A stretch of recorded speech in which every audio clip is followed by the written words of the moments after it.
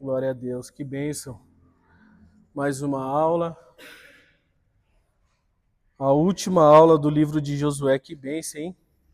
Graças a Deus, chegamos até aqui. Apresenta agora, Marcley? Eu apresento no final da aula, né? A nova revista. No final da aula nós apresentamos a nova revista. Já chegou. Louvado seja o nome do Senhor. E eu gostei, meus irmãos, dessa lição. De verdade, eu estava mergulhando nela. E mergulhado nela eu tirei algumas lições muito importantes para a vida das nossas irmãs. Glória a Deus por isso.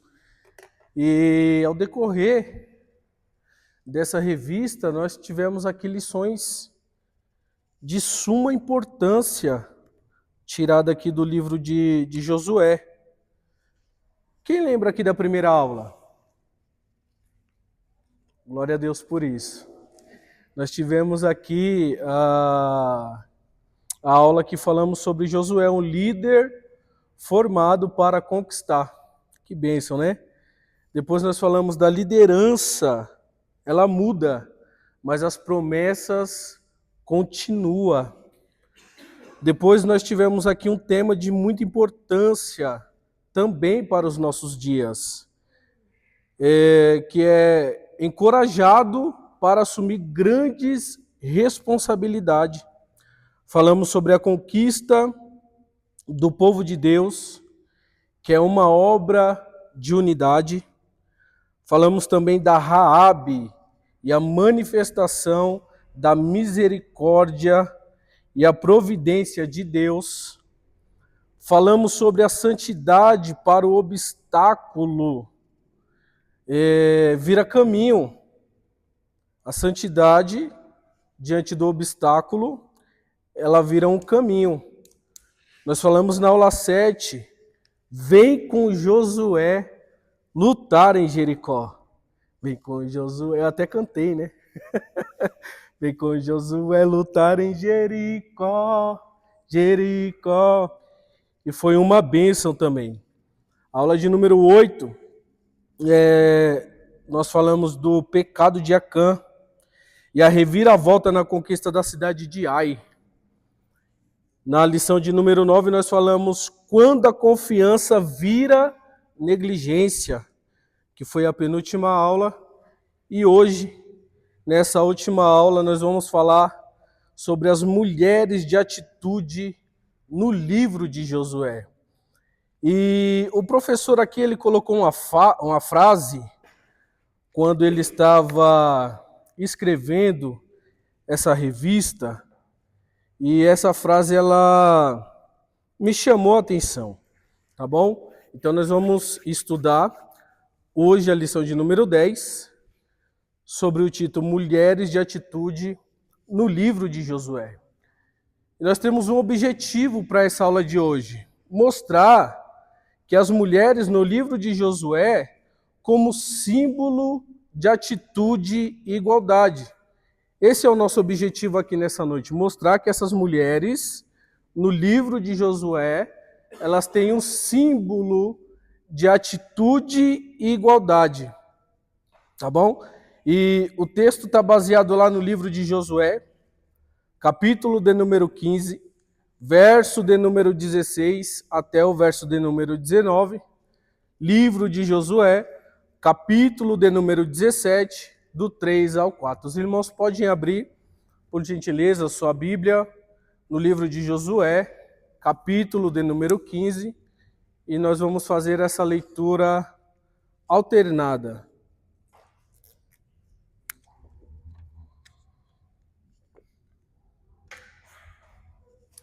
Depois nós iremos ler também o livro de Josué, capítulo de número 17, o verso de número 3 e o verso de número 4. Josué, capítulo de número 15, verso de número 16. Todos acharam? Amém? Eu vou ler o verso de número 16 e a igreja o verso de número 17, 18 e 19, e nós encerraremos a leitura desse primeiro texto.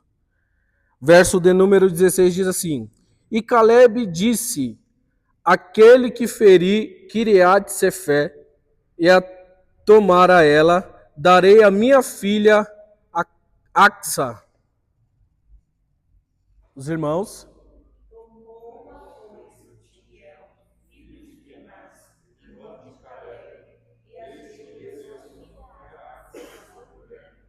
E sucedeu que, vindo ela até ele, ela o levou a pedir ao seu pai um campo, e ela desceu ao seu jumento, e Caleb lhe disse: O que queres tu?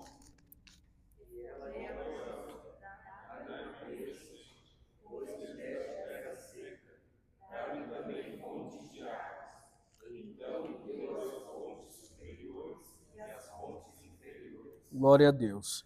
Josué, capítulo de número 17, verso de número 3, diz assim: Porém, Zelofiade, o filho de Éfer, o filho de Gileade, o filho de Malqui, o filho de Manassés, não teve filhos, mas filhas, e estas são os nomes de suas filhas: Macla, Noa, Ogla, Milca e Tirza.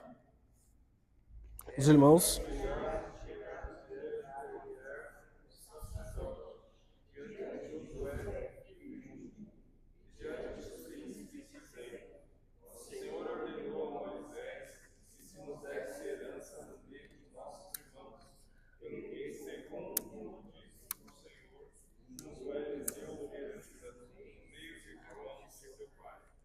Glória a Deus.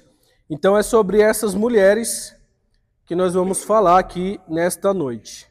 Axa, as 5 filhas de Zelofiate, Macla, Noa, Ocla, Milca e Tirza.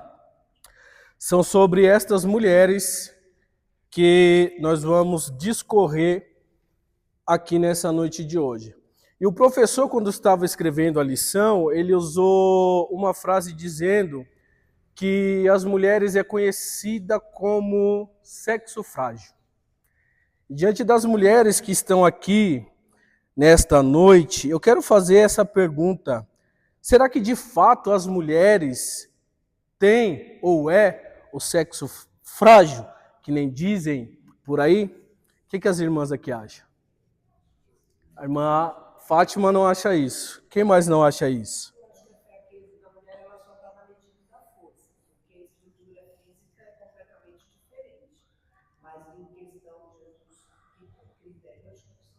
Quais critérios?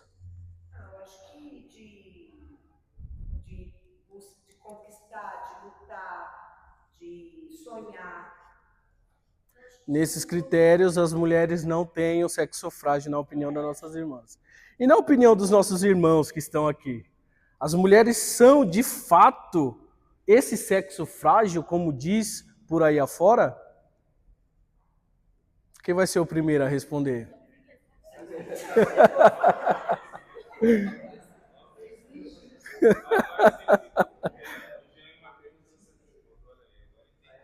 Ah, eles já tinham estudado a lição, entendi.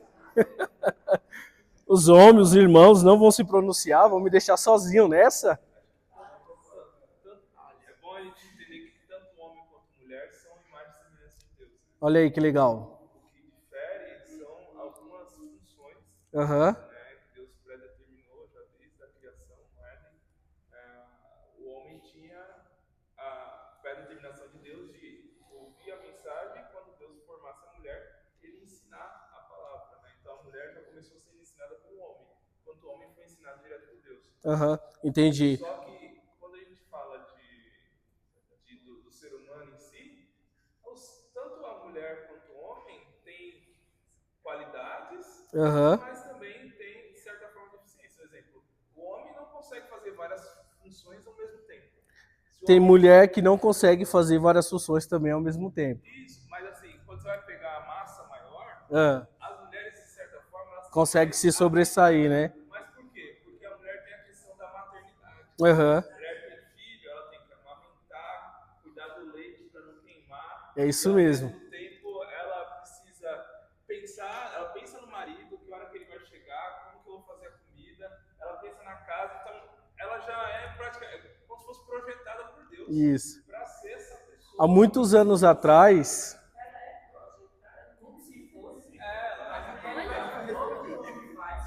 É. Então, agora, tipo, por exemplo. Peraí. Deixa o nosso irmão concluir. Agora, quando fala de capacidade emocional, geralmente a mulher, coloca a mulher como uma pessoa que tem uma capacidade emocional de gerir suas emoções de forma mais frágil. Mais frágil que o homem. Só que isso é muito relativo mais à cultura do que à mulher em si. Uhum. Tem culturas que as mulheres elas são muito mais duras assim emocionalmente, enquanto os homens são muito mais. Principalmente nos tempos modernos, né? Nesses tempos modernos aí, geralmente, eu estava vendo um vídeo, acho que ontem, uma mulher entrou numa guerra com o próprio marido e tal, estava vendo na operação de risco, e ela deu-lhe uma facada no homem. Ela deu uma facada no pé do marido. Olha que legal. Então, é de cultura, é que nem o nosso irmão falou. E hoje em dia, tempos modernos, a mulher não quer mais esse título também nesse aspecto de que ela tem um emocional frágil, e é algo também que eu vou discorrer aqui, algo que eu anotei aqui, eu acho interessante. Mas essa expressão que a mulher ela é o sexo frágil é um estereótipo construído por uma convenção social e cultural que remonta aos séculos de machismo, há muito tempo.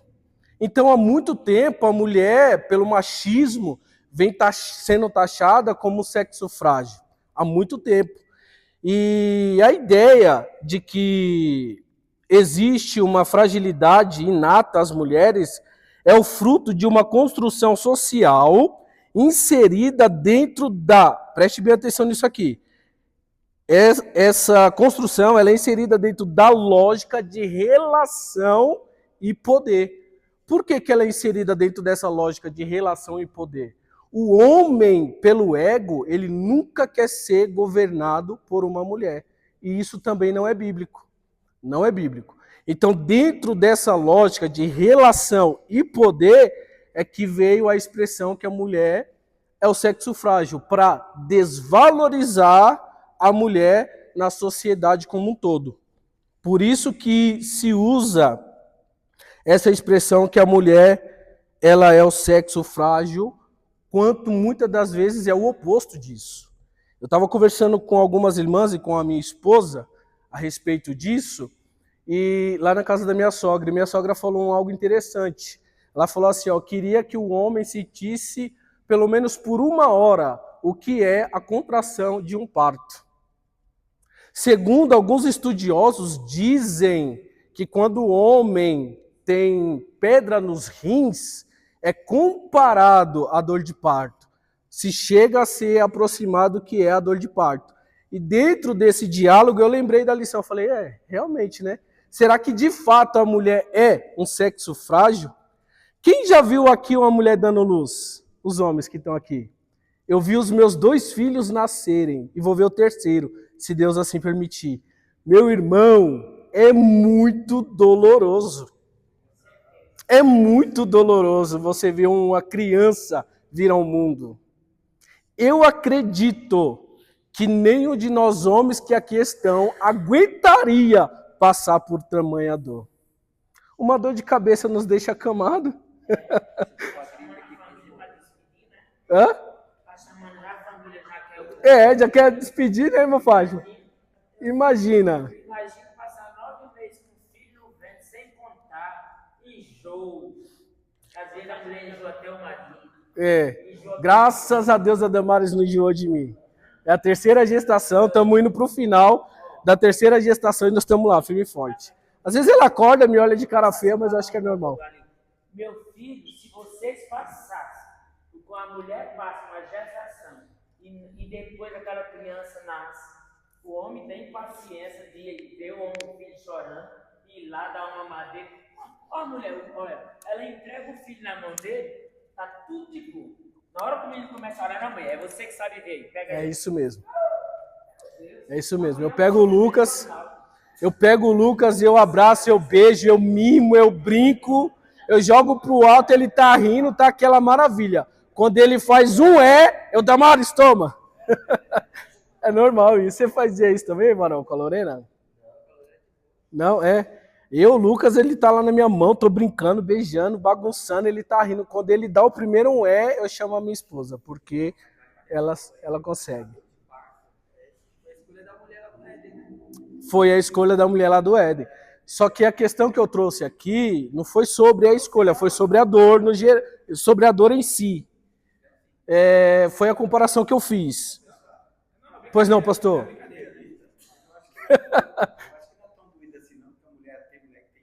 Doze.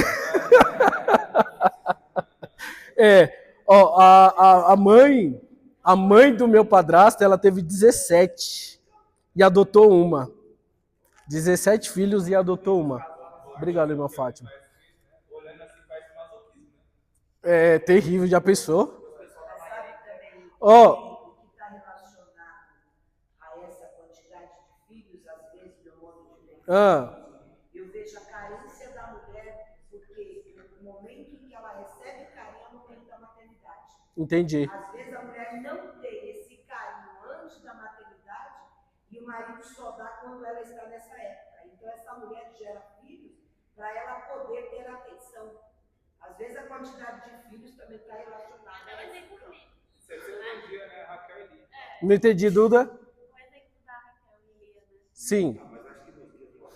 Acabou, era o que eu ia ressaltar agora.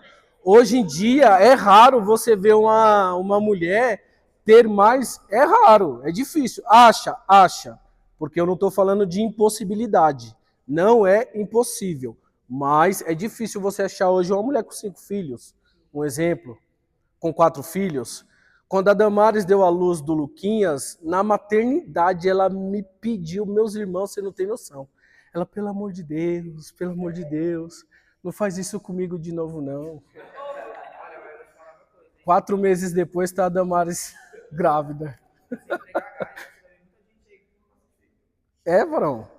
E também tem essa, né? A gente não...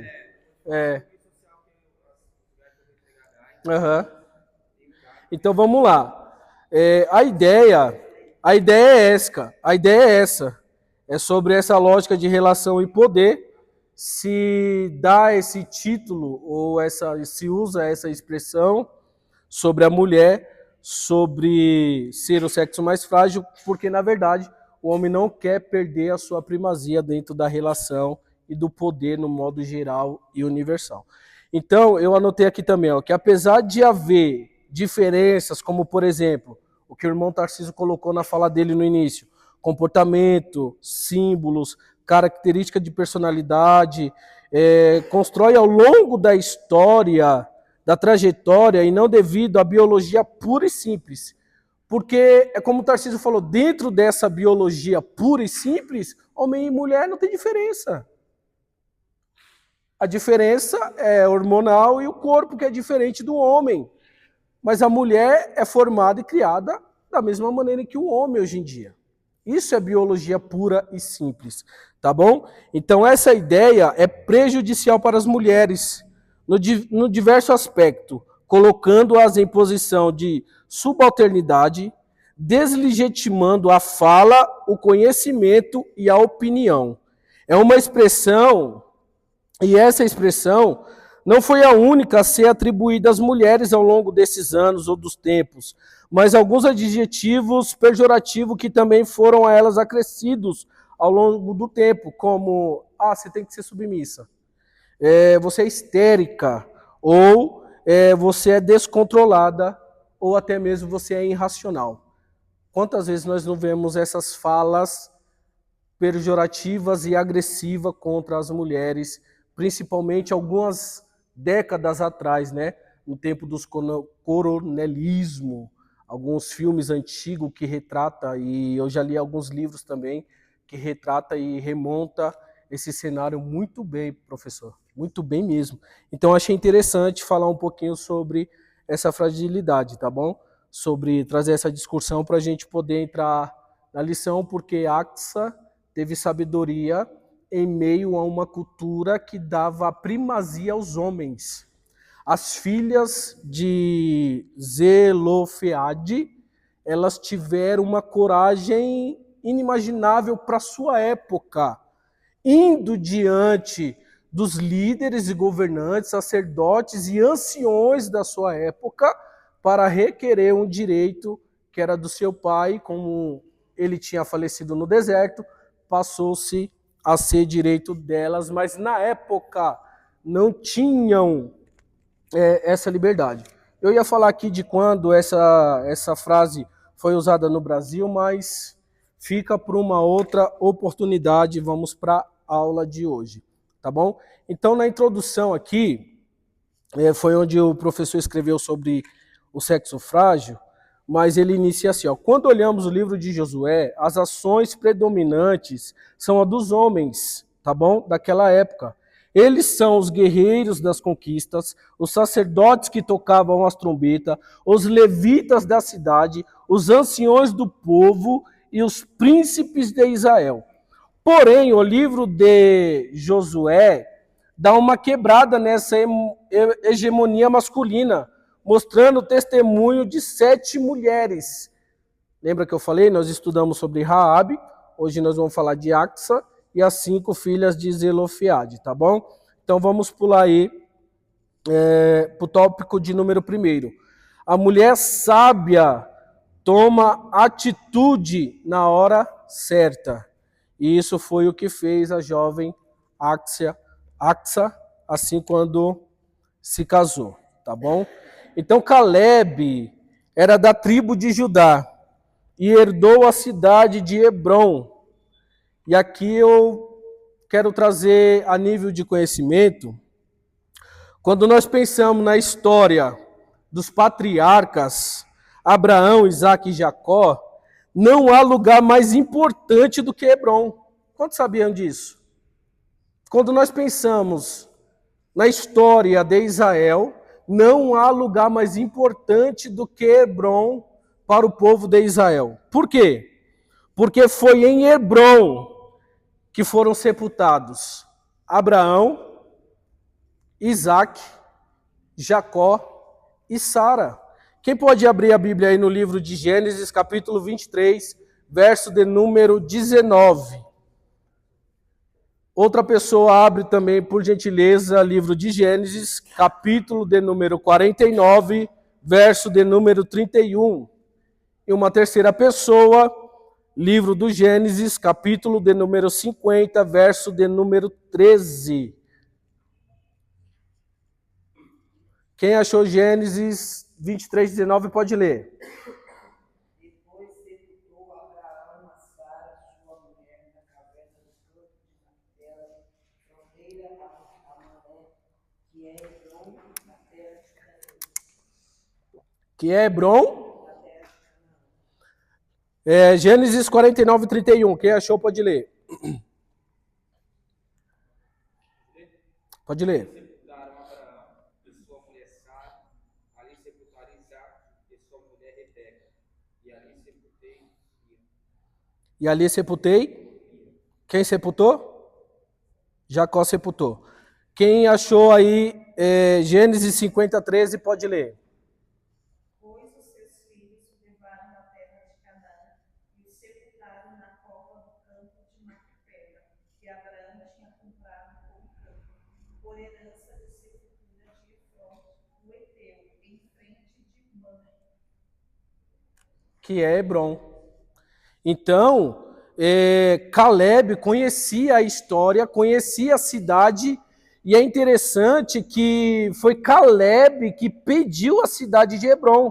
Quem pode ler aí Josué, capítulo de número 14, verso de número 12, verso de número 13. Olha que interessante o que está escrito aí em Josué 14, 12 e 13. Pode ler, quem achou? 14 e 12? Josué 14, 12 e o 13. Agora, portanto, dai-me este monte, a respeito do qual o Senhor falou naquele dia, ouviu que os aniquinos estão ali e que há grande e forte cidade. Quem sabe o Senhor estará comigo para despousá-los, conforme ele prometeu. E Josué abençoou e concedeu a Caleb, filho de Jefoné, em Hebron, como herança. Então, o que está acontecendo nesse cenário Caleb conhece o lugar em que ele está pedindo. E por que ele conhece? Quem foram um dos 12 espias que teve lá em Canaã, quando Moisés mandou 12 espias? Caleb. Caleb adentra a cidade e eles vê lá gigantes na terra. 10 desses espias volta com medo, aterrorizado, porque os filhos de Anak estão na terra, mas Caleb não. Caleb, eu acredito, Marclay, que já volta da cidade de Hebron com um desejo muito grande em seu coração. Eu quero esta terra, eu quero este lugar. Quem sabe ele conhece a história, pois aqui está enterrado Abraão. Quem sabe ele não conhecia a história da terra em que ele está pedindo. Então aí, onde o nosso irmão professor Jean leu, em Josué 14, 12, 13... Caleb está diante de Josué pedindo aquela terra, aquela cidade, porque ele tinha certeza que o Senhor estava com ele. Ele tinha certeza que os gigantes daquela terra não iria vencê-lo, porque ele tinha uma promessa. Então, em Hebron, ele derrotou os gigantes de Anak, que era dividido em 3 famílias, tá bom? Aimã, Sisai e Tamai eram os chefes dessas famílias. E quando os espias foram até lá, eles viram essas famílias lá, que eram os gigantes, filhos de Anak. Voltam atemorizado e aterrorizado, mas Caleb volta com a certeza que Deus daria aquele lugar a ele e aos seus descendentes. Posso ouvir um amém? Amém. Parece que eu estou pregando, né? Porque eu fiquei, meu Deus do céu, Tarcísio. Quando eu li essa história, eu falei, meu Deus, isso aqui é terrível. Porque a palavra de Deus, ela gera isso em nossos corações. E é isso que eu quero que cada um de vocês, alunos aqui nessa noite, saia com desejo de se aprofundar na palavra do Senhor para que ela gere isso, o que gerou no coração de Caleb. A vontade, o desejo de vencer, de ir além, de conquistar, de prosperar naquilo que Deus já falou sobre a sua vida. Porque a promessa na vida de Caleb já aconteceu, mas as promessas de Deus nas nossas vidas ainda vai acontecer. Então saia daqui acreditando nisso nessa noite de hoje. Então, pois não. Foi honrado no futuro também, né? Foi honrado no futuro. Porque em Hebron, na terra de Caleb, foi onde Davi foi juntado todas as tribos de Israel para ungir Davi a rei. Aí, ó. O maior rei de Israel foi ungido no território onde Caleb tinha posse. Deus não faz nada. Deus é incrível, Deus é surpreendente. Deus não faz nada por um acaso. Olha só que história, como Deus vem usando cidade. Abraão peregrinou sobre aquela terra toda. Abraão fixou tendas sobre aquela terra, ele foi peregrino sobre aquele lugar. E sobre aquele lugar, no tempo de sua peregrinação, Deus deu a ele promessas. Sai da sua tenda, olhe as estrelas, conta se puder, essa será a sua descendência. Deus não faz nada por acaso. Não faz nada por acaso também na sua vida, nas nossas vidas. Deus não faz nada por acaso. Amém? E aí Caleb, ele tinha uma filha. Só que ainda naquele lugar tinha uma cidade a ser conquistada. Uma cidade chamada Debi, no Negueb. E para conquistar aquela cidade, ele já tinha conquistado a maior parte daquela terra de Hebron, e aí ele tem uma filha. E como um bom pai se preocupa com qual marido que sua filha irá casar, tinha que ser um homem honrado que zelasse pela família e fosse digno de fazer parte da sua genealogia. Para isso, Caleb oferece a sua filha como recompensa para quem tomasse a cidade de Debi, no Negueb. E tinha um jovem, irmãos, tinha um jovem lá, por nome de Otiniel. Ele ouve essa proposta que Caleb está fazendo, que ele daria a sua filha para quem tomasse essa cidade. E o nome desse jovem significa leão, né? Leão. E aí é interessante, porque ele ouve a proposta, ele toma a cidade e ele casa com essa menina. E aí, quando eles se casam, ela tem uma percepção. Ela olha a terra, ela vê que a terra é bem árida, ela vê que a terra é bem seca, ela vê que a terra não tem como plantar, ela vê que a terra, no tempo de seca, eles iriam passar algumas dificuldades. Eles iriam passar por um mau bocado, como dizem hoje em dia. Então ela tem essa percepção, só que com humildade, ela vai até Otiniel, seu esposo, ela fala, conversa lá com meu pai, essa terra em que ele nos deu é uma terra muito árida, ela está visando o seu futuro, ela está visando o futuro de sua família, ela está visando as suas gerações que ainda vão vir. E ele, com muita humildade, ele dá a ela essa autonomia, ele dá a ela esse direito de ir até o pai dela para falar sobre essa terra. E eu quero me achar aqui, tá, gente? Que eu fui usando as minhas palavras, por isso que eu não gosto, meu irmão. Eu gosto de ser escriturístico, porque eu não me, aí é assim, eu não me perco no texto. Isso, tem muito... Irmãos, aqui tem muito... Quem é que lê a apostila? Deixa eu fazer essa pergunta, que foi algo que me chamou a atenção quando eu estava estudando. Irmãos, é de suma importância. Arruma um tempo no seu cotidiano, no seu dia a dia, arruma uma horinha, se debruça, porque aqui tem muita, mas muita mesmo, muita informação que nos leva a grandes dimensões.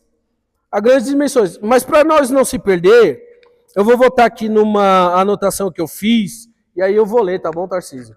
Eu vou ler. Eu pedi para o Tarcísio aqui é nosso mestre, eu pedi para ele algumas orientações na aula passada. E ele me orientou, e eu estou tentando, tá, irmãos? Eu estou aqui tentando seguir a orientação dele. Mas, por enquanto, eu vou usar aqui o meu método, porque assim eu não vou me perder. Tá bom? Eu vou iniciar daqui novamente, ó. A jovem Axa, filha de Caleb, em Josué 15, 18 e 19, ela sabia que a terra de Debi, no Negueb, que Otiniel havia conquistado, era árida, portanto, sem possibilidade de plantio e criação de gado. Viver somente com essa terra traria risco constante para sua família, ainda mais no tempo de seca. Axa, então, toma uma atitude. Ela pede para que Otiniel peça ao seu pai um campo, que seria uma região fértil, para que ela pudesse constituir família ali. E aqui é interessante, ó, porque ela não estava buscando luxo. Ela estava buscando subsistência e segurança para a sua família. Apesar de Otiniel ser um homem conquistador e corajoso, foi Axa, com seu olhar atento, sensível e no futuro, que ele discerniu que não dava para viver ali. Então ele vai e conquista a terra, mas ela, com um olhar bem futurístico, identifica que ali eles iam ter muitas dificuldades. Tá bom? Então, ela respeitou a hierarquia da época, não foi direto ao seu pai. Ela poderia ter ido direto ao pai, por ser filha?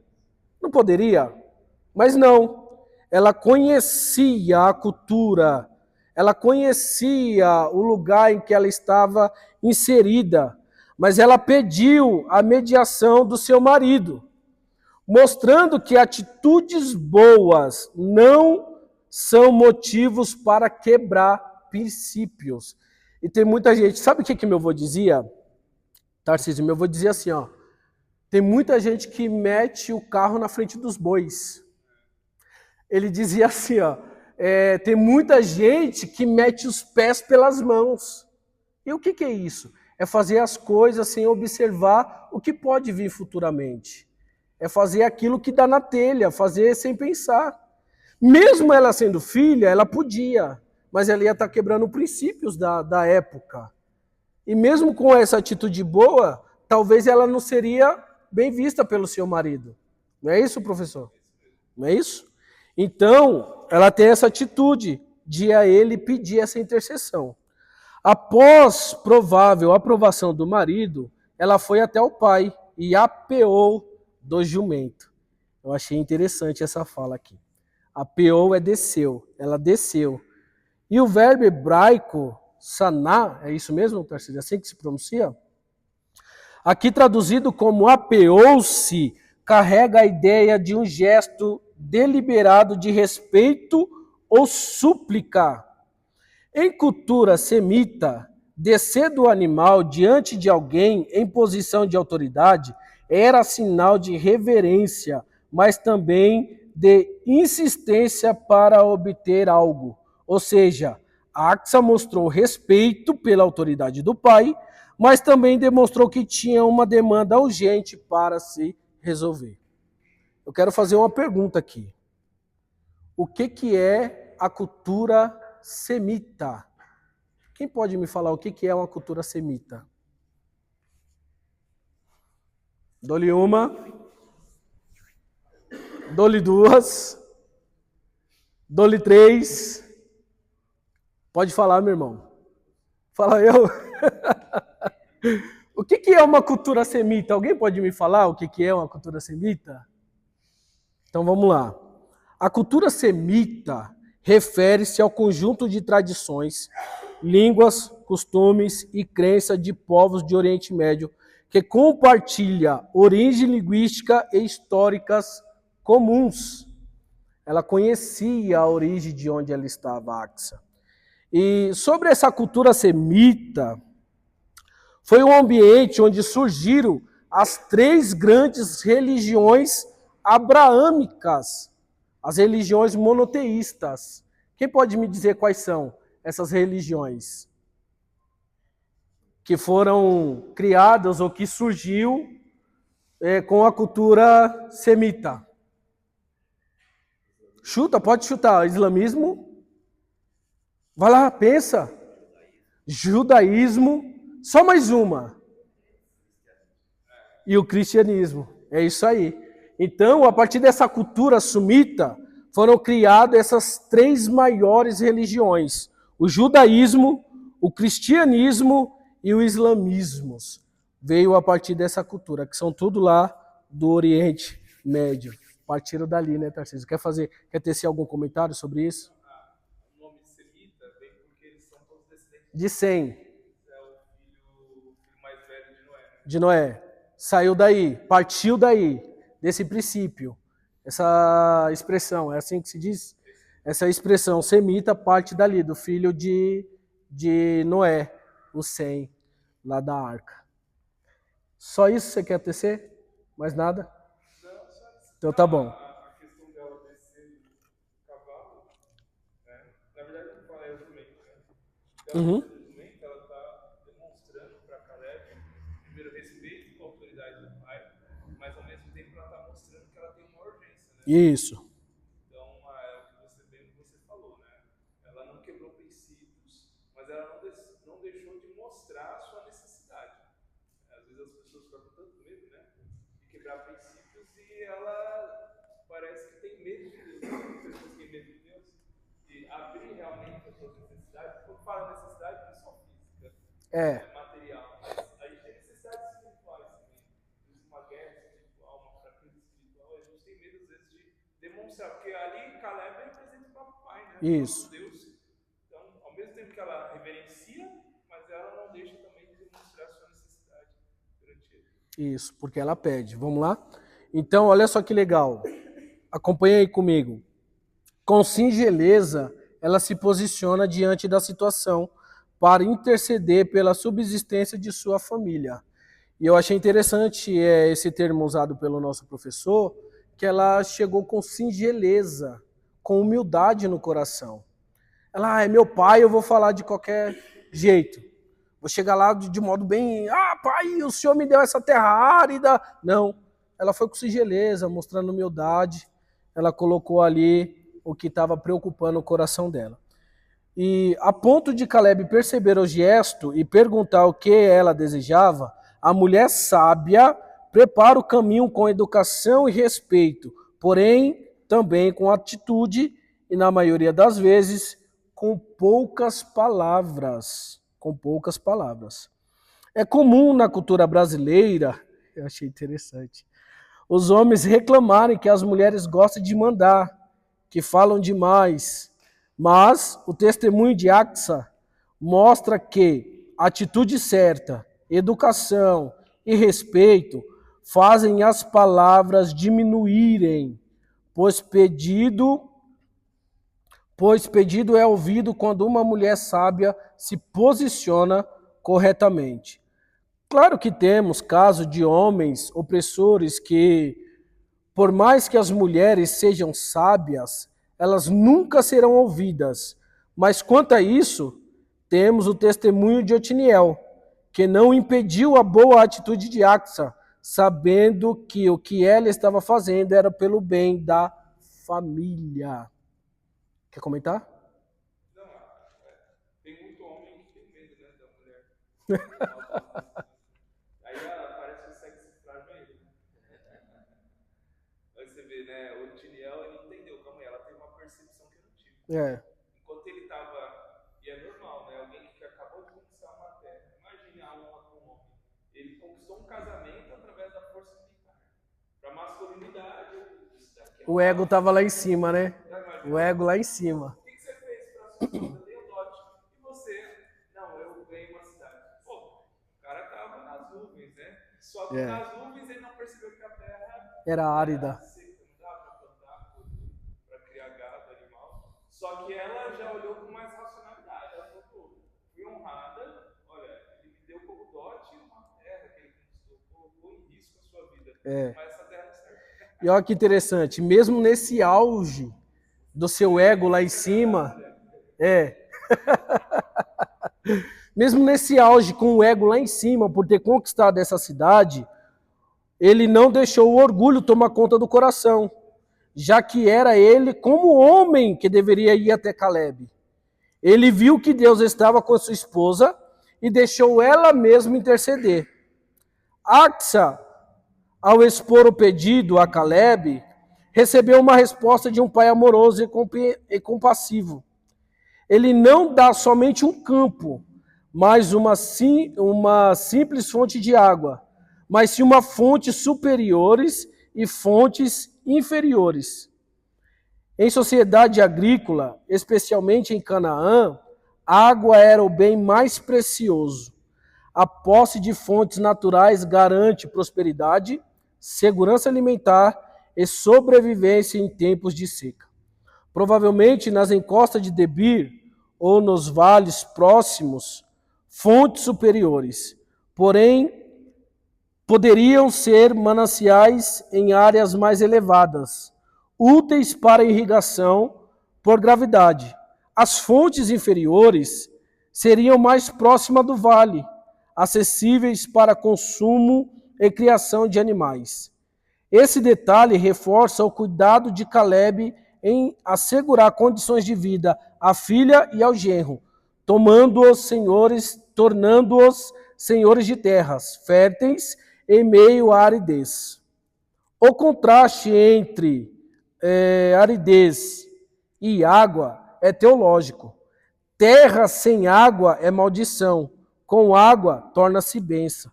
O texto mostra que Deus honra a sabedoria e a iniciativa da mulher. Axa foi ousada, prática e visionária. E Caleb, como pai, não nega o pedido, mas amplia. Ele é generoso e garante à filha o necessário. Isso ecoa a bondade do Pai Celestial, que dá mais do que pedimos ou pensamos. Efésios 3:20. Muitos vivem em terras secas. Aqui é uma aplicação que o professor faz para a gente, tá bom, gente? Muitos vivem em terras secas espirituais. É preciso pedir ao Pai fonte de águas, isto é, o Espírito que renova, rega e faz florescer áreas mortas da vida. Assim como a Áxia desce humildemente e pede por uma herança melhor, nós também em Cristo podemos nos aproximar do Pai com ousadia, pedindo não só as terras secas, mas também a fonte de águas vivas. Então, se alguma coisa, quero fazer uma aplicação em cima da aplicação. Se alguma coisa está precisando de água na sua vida, peça para Deus. Saia daqui nessa noite com esse desejo de falar com Deus com sinceridade, com verdade no coração, com humildade. Peça para Deus. E ele, como Caleb, que era homem, teve essa percepção de dar além do que a sua filha pediu, Deus também dará além do que você precisa, além do que nós precisamos. Deus pode nos dar muito mais. A palavra de Deus diz que os pensamentos de Deus são maiores do que os nossos. A vontade de Deus é perfeita. A vontade de Deus é boa. A vontade de Deus é agradável. Então, o que nos falta? Qual é a área de nossas vidas que precisa ser regada pela água do Espírito Santo de Deus, pela palavra do Senhor? Reflete comigo aqui agora, qual é a área da sua vida que Deus precisa, que o Espírito Santo precisa visitar nessa noite com uma irrigação, com água vinda do céu para dar vida. Reflete isso aí essa noite, tá bom? E no tópico 2, nós vamos ver a atitude que virou lei. Eu achei isso também muito interessante, fantástico. Que percepção da leitura da palavra de Deus. Às vezes a gente está lendo a palavra de Deus e acaba deixando passar algumas coisas desapercebidas. Quem aqui leu 2 versículos, eu acho que retrata a história das filhas de Zelofehad, e se interessou tanto a ponto de criar e fazer uma lição sobre elas? Quem aqui já ouviu uma pregação sobre essas mulheres? A senhora já ouviu? Muito difícil. Eu, dentro desse tempo aqui,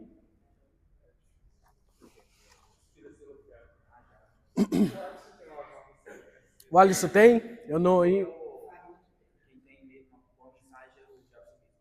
Sobre elas? Ai, que legal.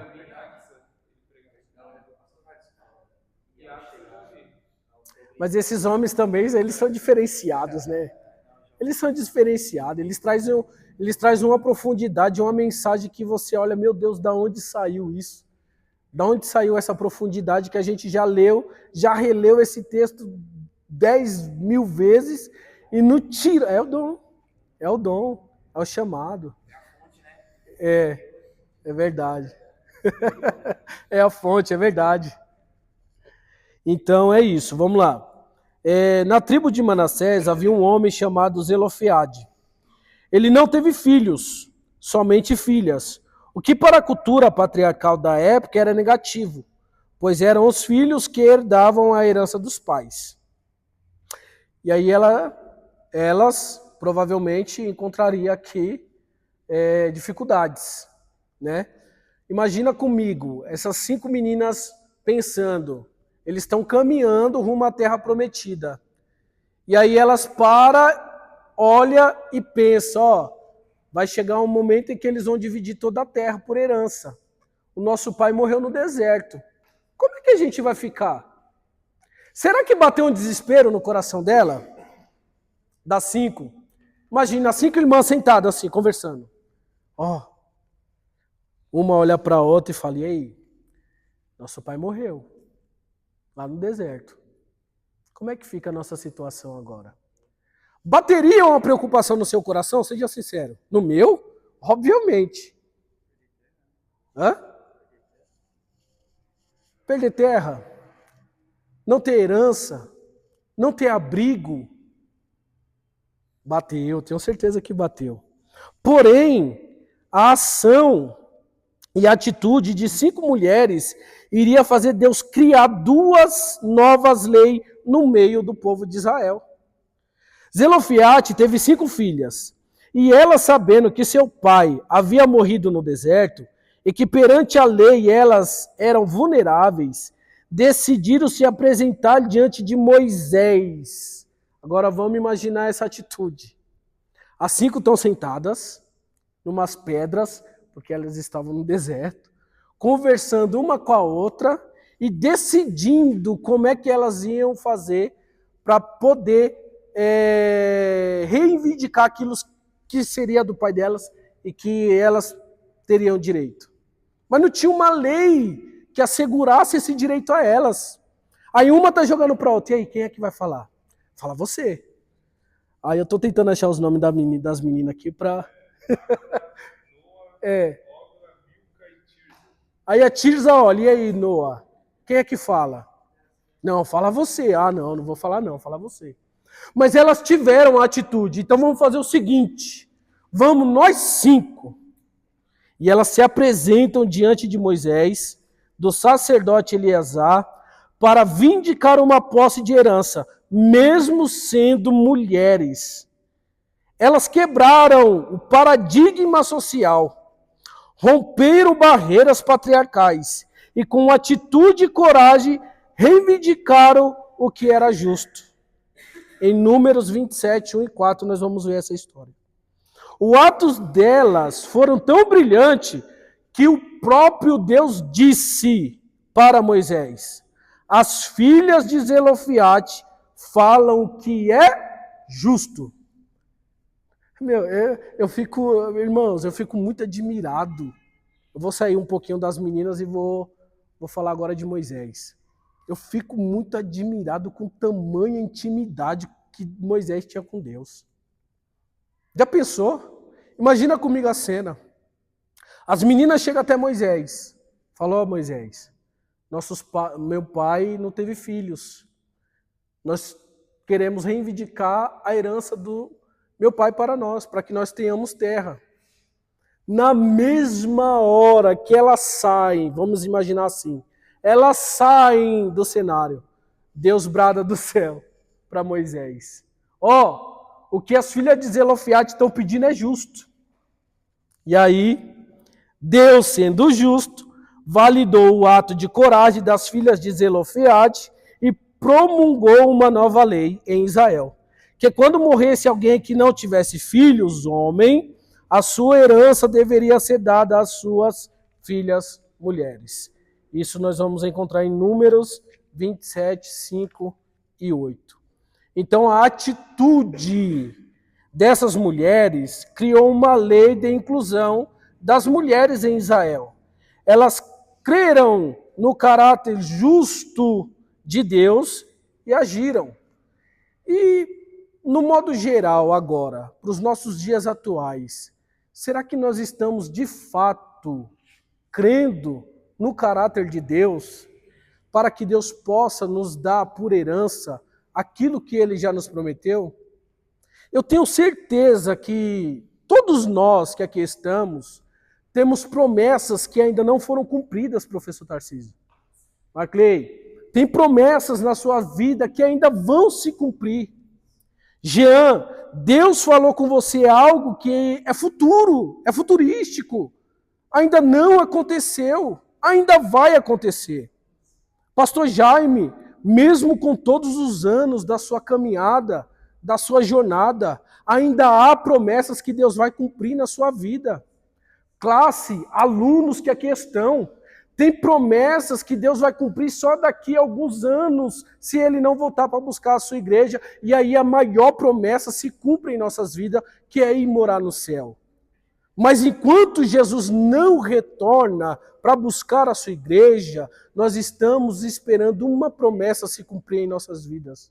E nós estamos, de fato, acreditando no caráter daquele que nos prometeu? O teste do tempo é incrível.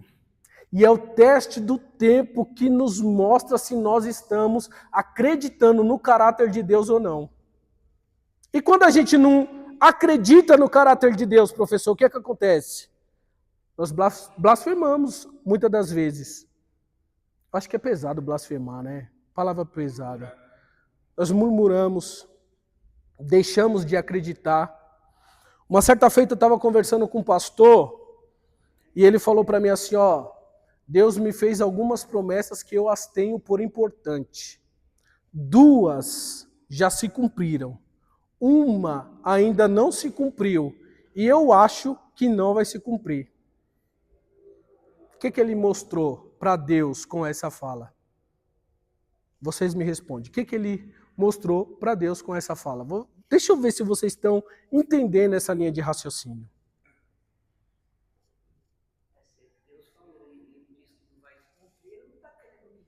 É isso. Deus falou e Deus deu prova para ele que ele é um Deus que cumpre as promessas. Deus já não cumpriu 2? Não faltou uma só? Mas há um teste do tempo. É que talvez essa uma só está dependendo dele. Aí ele já vê que ele é incapaz mesmo de seguir o caminho. Mas ele não está pondo culpa em Deus, ele está dando capacidade. Não. Eu vou defendê-lo. Não, peraí. Então eu vou defendê-lo porque eu falei de uma pessoa que eu conheço, os irmãos não conhecem, e falei de algo que, como é que eu posso explicar? É um milagre. É um milagre. Dessas 3 promessas que Deus fez a ele, uma é um milagre.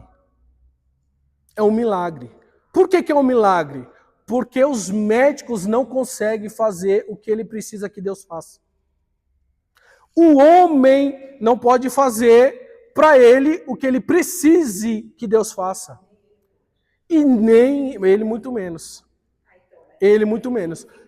Menos incapaz de receber porque ele deixa de crer. Esse é o X da questão. Esse é o ponto-chave. Por quê? Nós estamos falando aqui de crer, acreditar no caráter daquele que prometeu. E mesmo que essa promessa não cumpriu, eu não posso deixar de acreditar no caráter de quem me prometeu. Eu tenho uma promessa feita quando eu era um menino na fé. Eu era um garoto na fé, tinha pouco tempo de crente. Acredito que 4, 5 meses de crente. Eu estava na porta da igreja. Eu abri a porta lá da igreja. E nesse dia foram 2 homens que nós nunca vimos na vida. Nunca vimos na vida. O pastor lá até brinca, às vezes, falando que eram anjos. É brincadeira, tá, gente? Eram homens, mas por todo o cenário que aconteceu naquele dia, ele brinca com isso. E ele fez uma promessa para a igreja na época. Ele falou assim, pastor, eu vejo aquele moço que está lá na porta do outro lado da rua.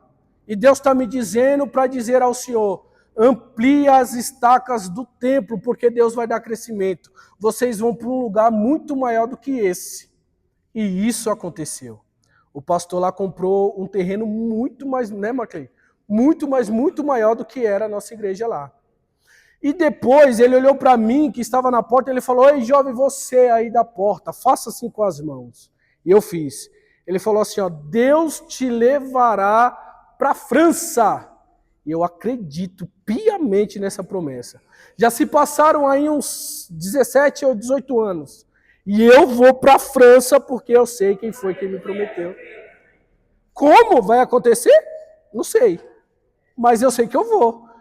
Pode, pois não. Eu vejo que hoje, questão de promessa, eu vejo que algumas pessoas têm dificuldade de interpretar, às vezes, o que Deus está falando com ela. Uhum.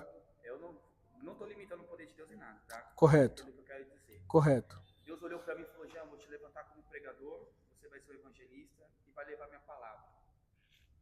Às vezes as pessoas recebem essa palavra e já é um exemplo. Não, então se ele vai pregar a palavra, vai ser sempre as nações, sempre global, sempre o mundo. E hoje, se Deus me levasse, ele não mentiu, porque ele me levou, me levantou no ministério, eu prego a palavra e estou aí. Só que às vezes as interpretações das pessoas é muito... a interpretação dela, aquilo que Deus fala, às vezes é muito exagerada, fora até daquilo mesmo que Deus falou. Porque às vezes fala assim, ó, Jean, eu vou te levantar como um pregador. E se ele falar que não me levantou, já me levantou. Vou te levantar como obreiro.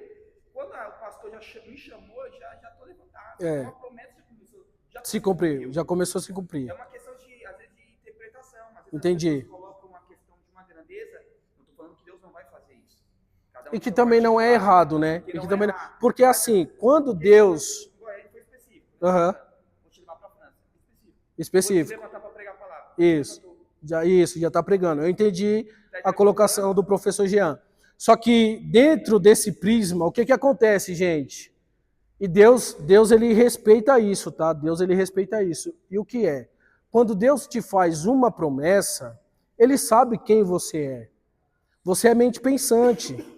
Você é mente pensante. Sendo mente pensante, se Deus chega para você assim, lembra da época do Camboriú no auge? 2007, 2008, 2009, todo mundo querendo pregar no Camboriú.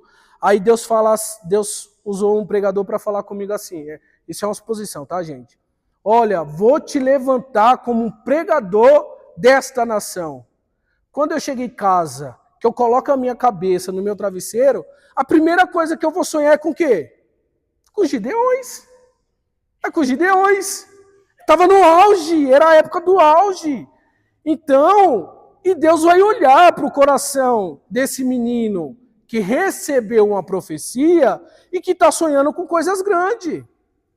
Entende, Jean? Entendeu? Ficou claro? Os irmãos entenderam o que eu quero dizer? Então, quando nós recebemos uma promessa, baseando-se no que Deus falou, nós vamos sonhar com aquilo.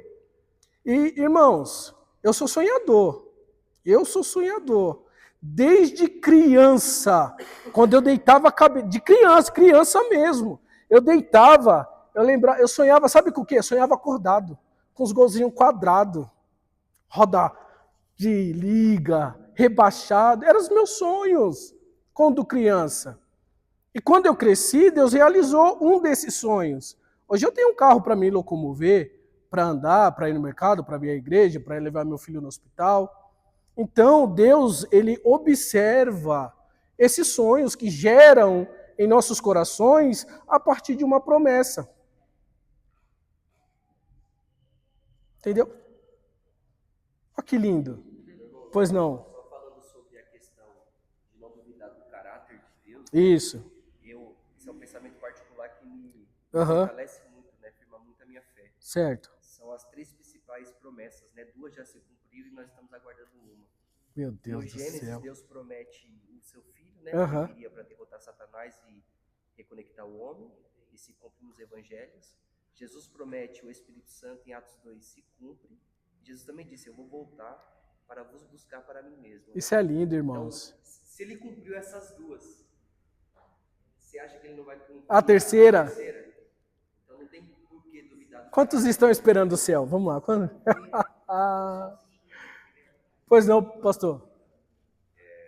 Nós temos ciência que as leis elas foram escritas por vontade de Deus, né?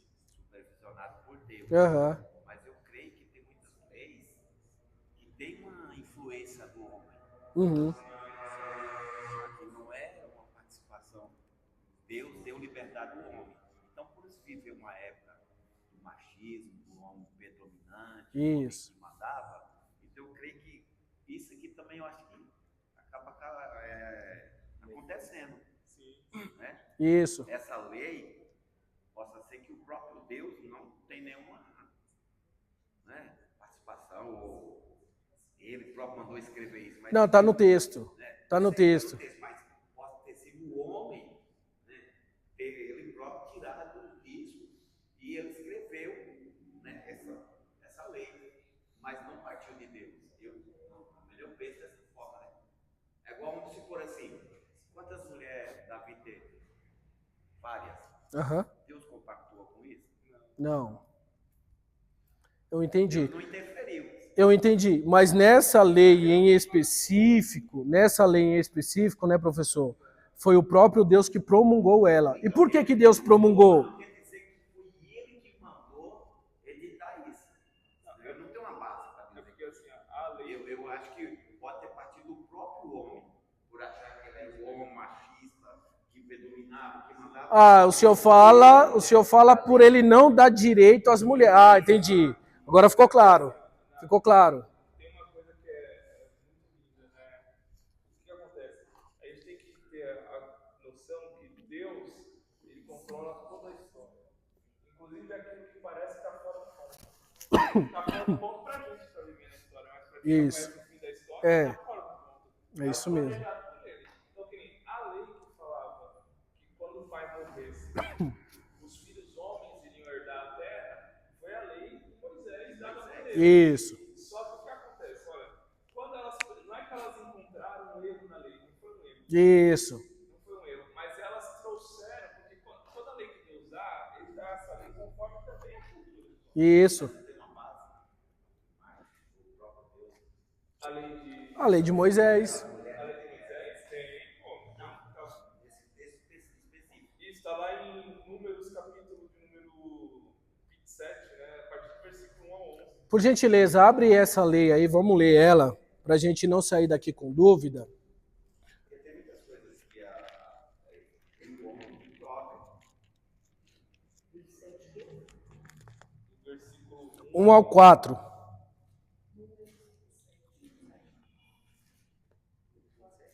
Isso. E vieram as filhas de Zelofeate, filho de Ever, filho de Gileade, filho de Maquê, filho de Manassés, das famílias de Manassés, filho de Josué. E estes são os nomes de suas filhas: Macla, Noa, Ogla, Milca e Tirza. E se puseram diante de Moisés e diante de Eliezer, o sacerdote, e diante dos príncipes de toda a congregação, à porta do tabernáculo da congregação, dizendo: o nosso pai morreu no deserto, e não estava no caminho, e não estava na companhia dos que se juntaram contra o Senhor, na companhia de Corá, mas morreu no seu próprio pecado e não teve filhos. Por que deveria o nome de nosso pai ser retirado do meio de sua família, por não ter tido filhos? Dai-nos, portanto, uma possessão entre os irmãos de nosso pai. E Moisés levou a sua causa perante o Senhor. E o Senhor falou a Moisés, dizendo: quem falou? As filhas de Zelofeade falaram corretamente. Certamente lhes dará possessão de herança entre os irmãos de seu pai, e farás com que a herança de seu pai passe a elas. E farás aos filhos de Israel, dizendo: se morrer um homem que não teve filhos, então fareis com que a sua herança passe a sua filha. E se não tiver filha, então dareis a sua herança aos seus irmãos. Mas aqui não está responsabilizando quem foi que criou a lei. sim. Se eu queria ver como se fosse a lei de Moisés. O próprio Deus tivesse falado assim: olha, você vai dar herança somente aos homens. Né? É isso que o senhor quis dizer. Não, mas isso era cultural. Mas isso aí é uma questão. Mas foi muito boa essa questão. Então, o que eu quero dizer é porque nem sempre algumas coisas que aconteceram no passado, havia ali Deus, foi Deus que determinou. Às vezes muitas coisas era pela cultura. Isso, pela cultura. Isso, que é a questão cultural. Não, agora eu entendi. Agora eu entendi a colocação do senhor. Porque Deus viu a atitude delas, né? Deus vê a atitude delas, promulga uma lei lá no meio do povo de Israel, porque não tinha essa lei na lei, e aí elas iam ficar. Como é que elas iam fazer? Ia ficar de fora? Que nem tudo tinha a supervisão de Deus, ou foi Deus que determinou. O homem fez uma cúpula, e eles próprios esqueceram aquilo ali pela cultura. Isso, entendi. Eles achavam que tinha que ser assim, é tanto que Deus veio intervir. Tanto é que a lei da divisão de terra está aqui, ó, em Números capítulo 26, versículo 52, que não vai falar realmente Deus ordenando passar para os filhos. Isso, essa lei vai vir depois desse fato ocorrido. Isso.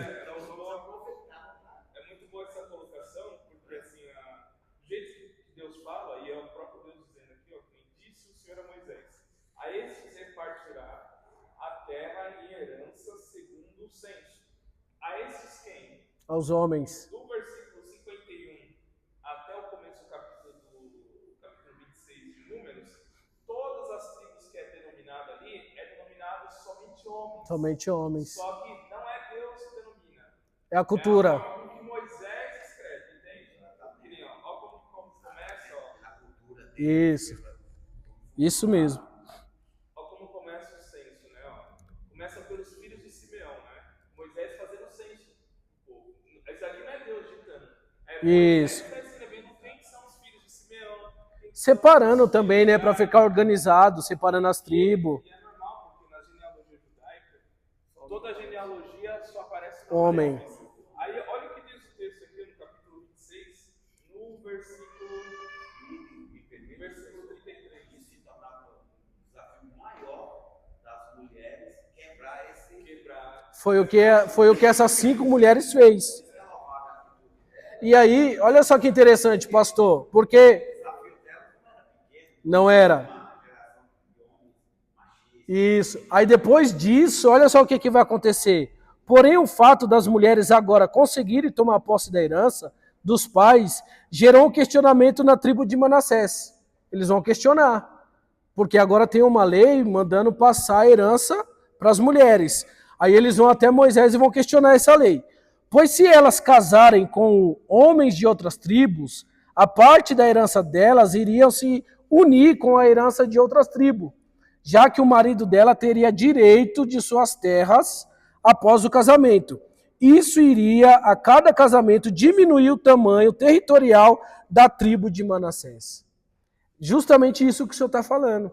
Porque lembra do que a gente falou aqui sobre a relação e o poder? É isso que o homem sempre quer. E é isso que o homem sempre vai fazer. Ele vai sempre querer predominar sobre o relacionamento e o poder.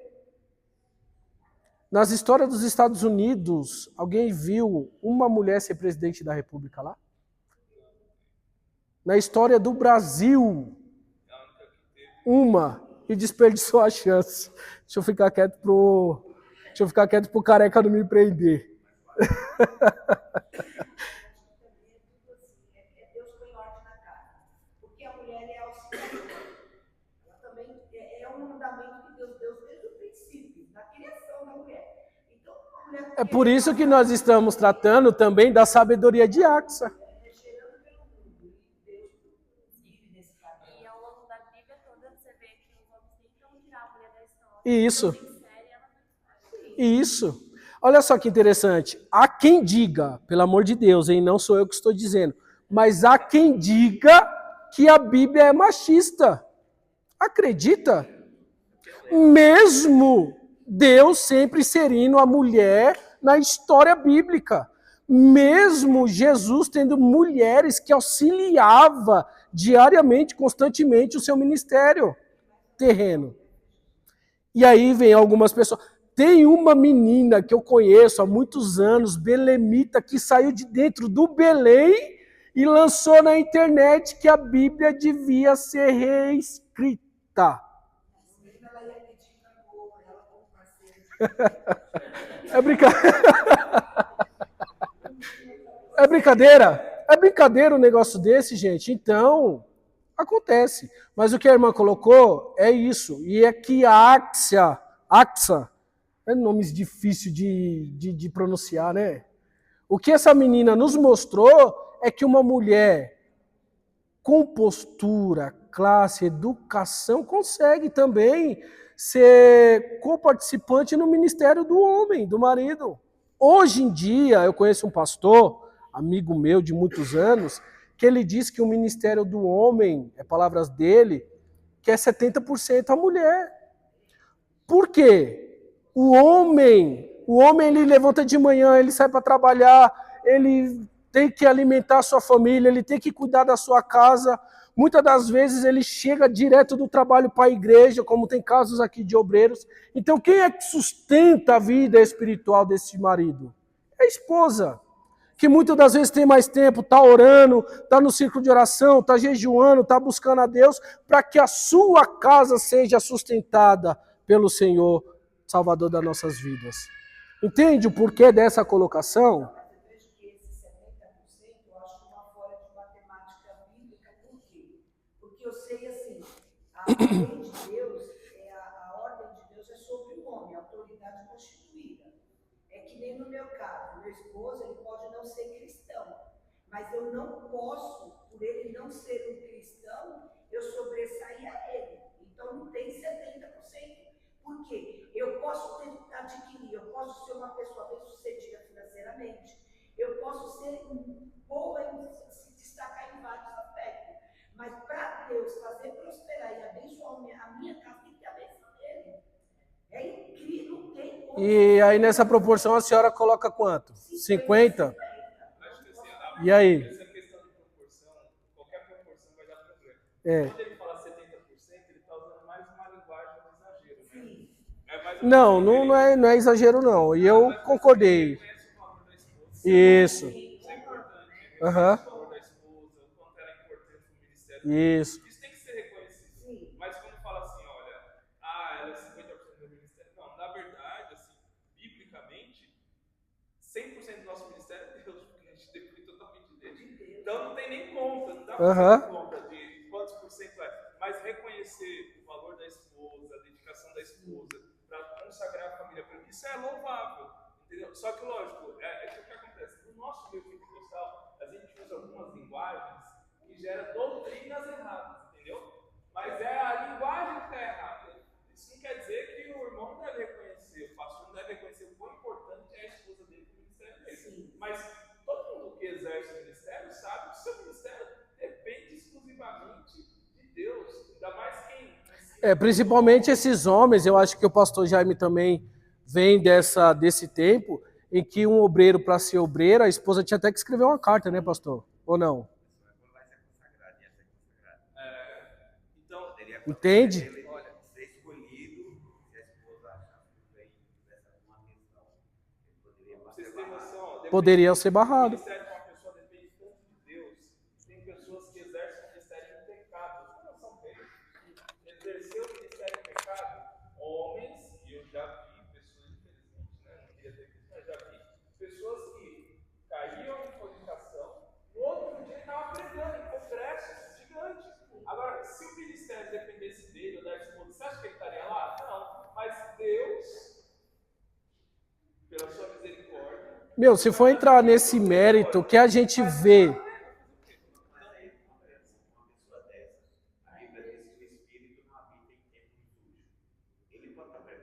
Eita, pastor, a manifestação de dons é incrível.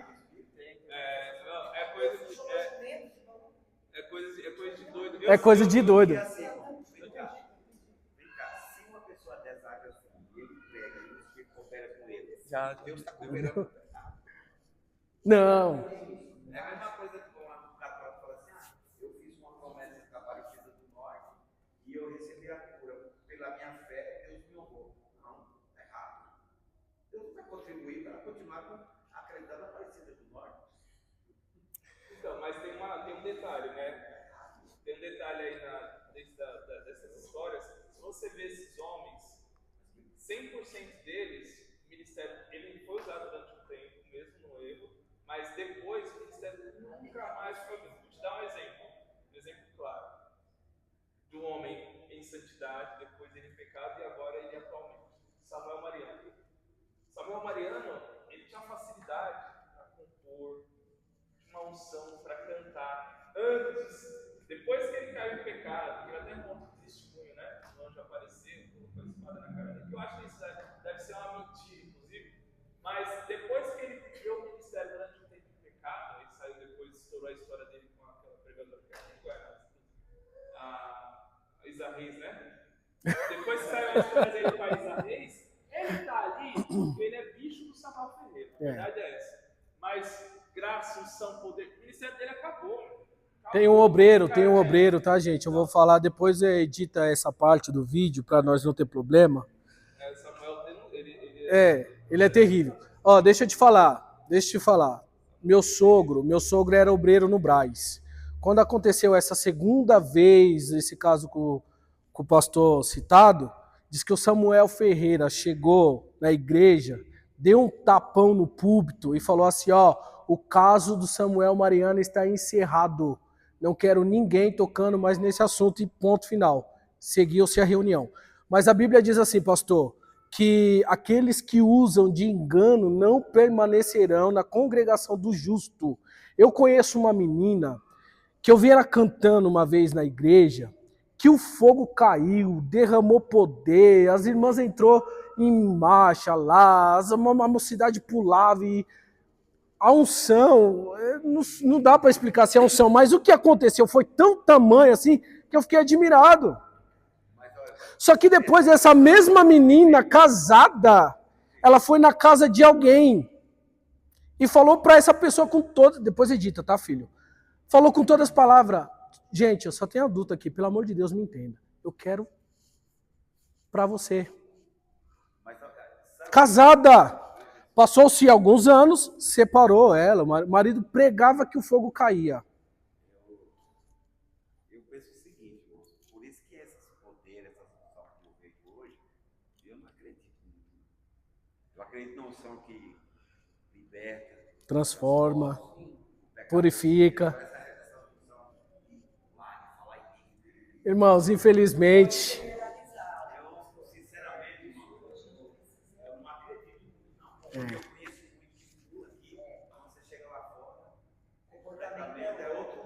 É outro mundo. É outro mundo.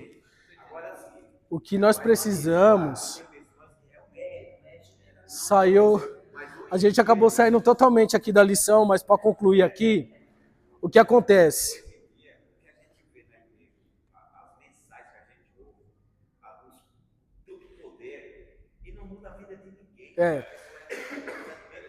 Irmãos, isso é necessário, tá? Alguém pode pensar assim, mas vocês saíram do conteúdo da aula. É Deus que está movendo as águas aqui, deixa Deus mover, tá bom? Só que isso é necessário, isso que o pastor Jaime está falando é necessário. Quantas e quantas vezes alguém vinha em mim assim, pulando, sapateando, e queria que eu marchasse, irmão, perdia tempo. Eu novo convertido, pastor, novo convertido. E eu falava, Deus, será que é alguma coisa que eu não conseguia sair naqueles reteté, não. Irmãos, não é que eu não acredito, entenda, eu acredito, admiro, prego sobre, mas o evangelho é realmente isso que o pastor Jaime colocou, é transformação de vida, é salvação de almas, é mudança, e de fato, mudanças que a sociedade no geral olha e fala assim, meu Deus do céu, como mudou a vida deste homem.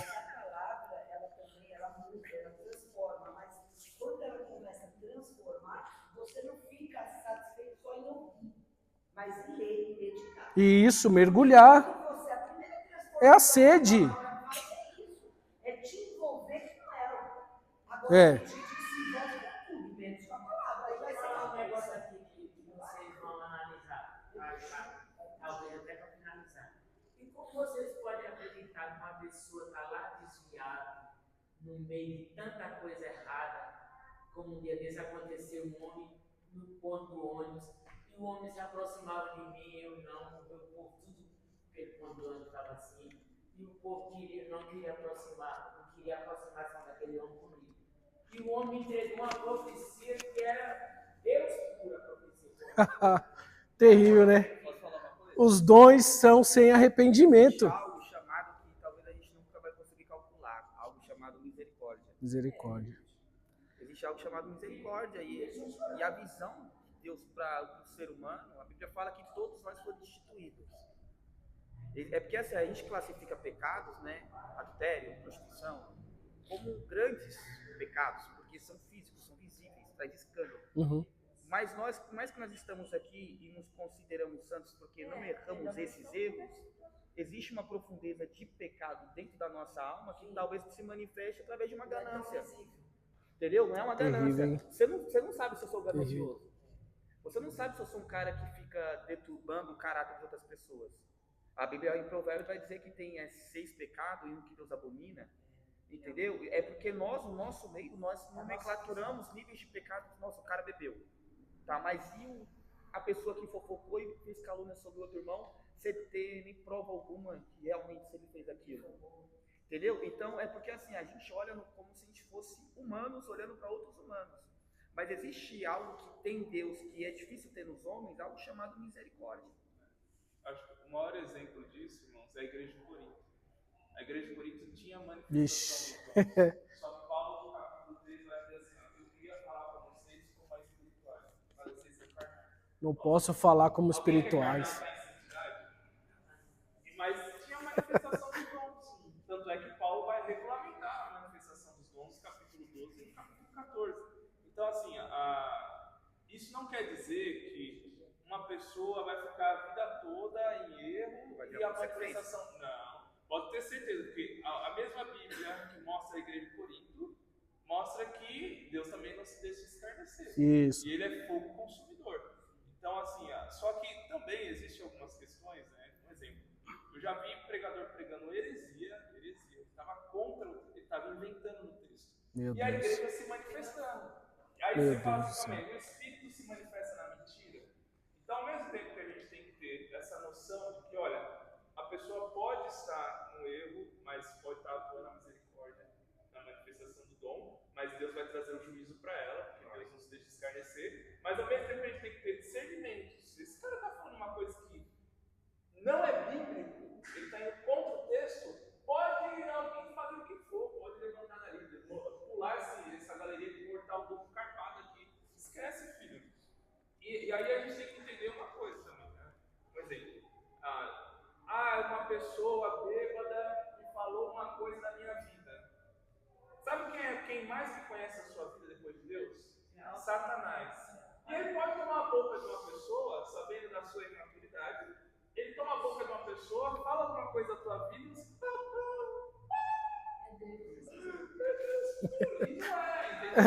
Então, assim, irmãos, eu tenho muita coisa para falar, se for entrar nesse aspecto. Então, a palavra-chave é discernimento Espiritual, isso mesmo. Inclusive, é um dom que eu tenho quase certeza que ninguém aqui nunca orou para ter. Quem aqui já orou pelo dom do discernimento espírito? Levanta a mão. Então, ore mais. Porque o discernimento espírito é um dom que não é pregado, não é falado, não é incentivado, mas é o dom que vai separar quem é enganado. Irmãos, deixa eu abrir um parênteses aqui, tá? Para nós entender. Discernimento de espírito não é emoção humana atuando no homem, tá bom? É emoção de julgamento. Porque tem muitas pessoas, principalmente dentro do universo gospel, que olha humanamente já julgando e aí acha que é discernimento de espírito. Não. Discernimento de espírito é o próprio Espírito de Deus que trata com o teu espírito, dizendo o que é e o que não é do Santo Deus. O Espírito de Deus fala que... Irmão, se a gente não acreditar nisso, vai acreditar no quê, pelo amor de Deus? Se a gente não acreditar que o Espírito Santo de Deus fala com nós vamos acreditar no quê? No que nós vamos acreditar? Tá bom, irmãos? Passou do horário. Os irmãos me perdoem. Tá bom, minha irmã? Tá bom. Tá bom. Tá. Tá jóia. Tá bom, Deus abençoe. Amém. Meus irmãos, está concluída a aula. Eu gosto desses, não vou falar debates, mas é dessas trocas. Essa troca é de suma importância para o nosso crescimento. Pois não, irmã? Não é? A gente aprende muito com isso. E mesmo saindo um pouquinho aqui do que a gente estava estudando, eu acredito que Deus falou com alguém aqui nessa noite. Acredito que Deus falou. Então, por gentileza, Marcley ou Tarcísio, por favor. Mas é isso aí, meus queridos. São temas, principalmente quando fala de dom do Espírito, né? São temas. Não, pastor, tranquilo. É uma coisa que pode ser manipulada, então gera muitas dúvidas. Mas é bom levantar essas dúvidas em sala, porque se não levanta as dúvidas,